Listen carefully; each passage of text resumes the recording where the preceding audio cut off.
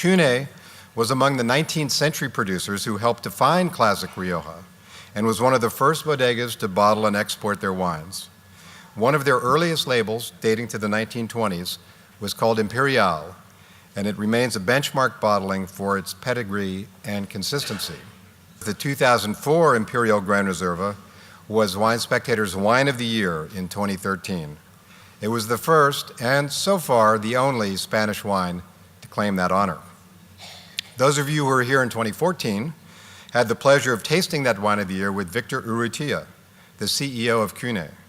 He's also part of the 5th generation in this family-owned winery. Today, Victor returns to the stage, and he's reaching back even farther into his family's history, and his region's history, and his wine.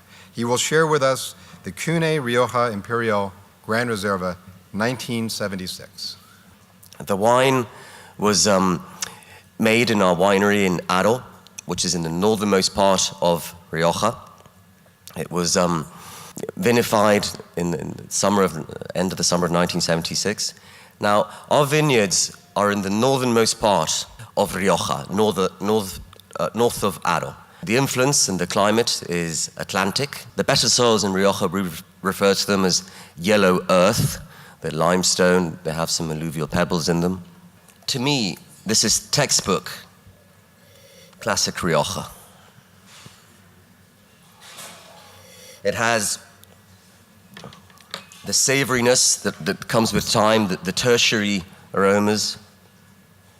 But at the same time, it has coniferous and menthol notes to it, and a flowery, sort of floral notes at the end.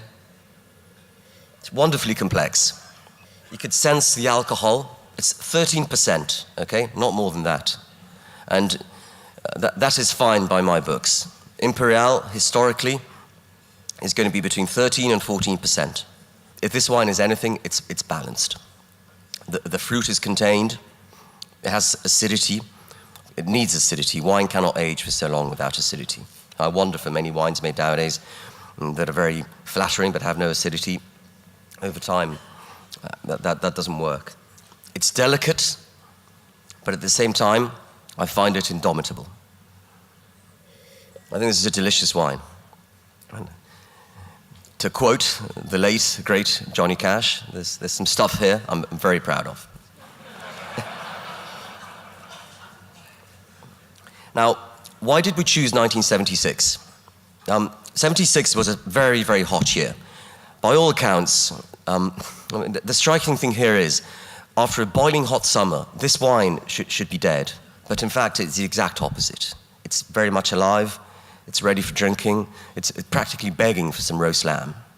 Really, to me, this is what great wine should be about. Something that becomes better with time, that ages.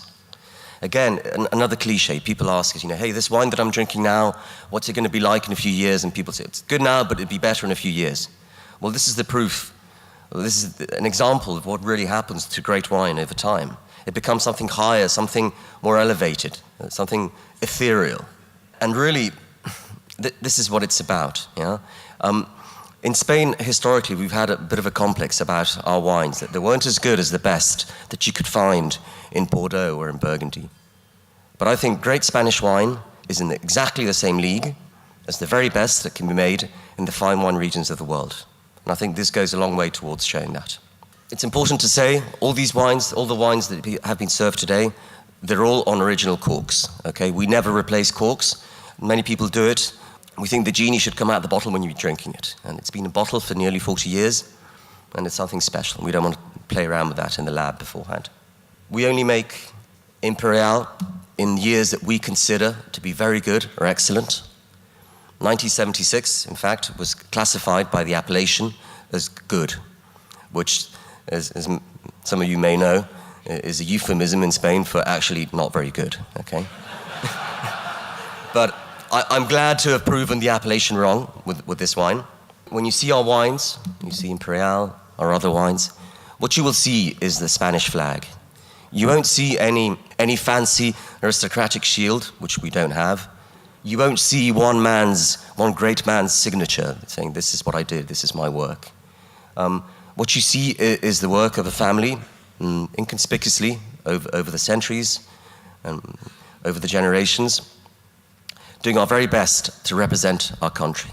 I really do see ourselves as ambassadors for Spain.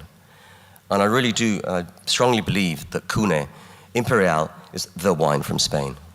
I think this is our birthright.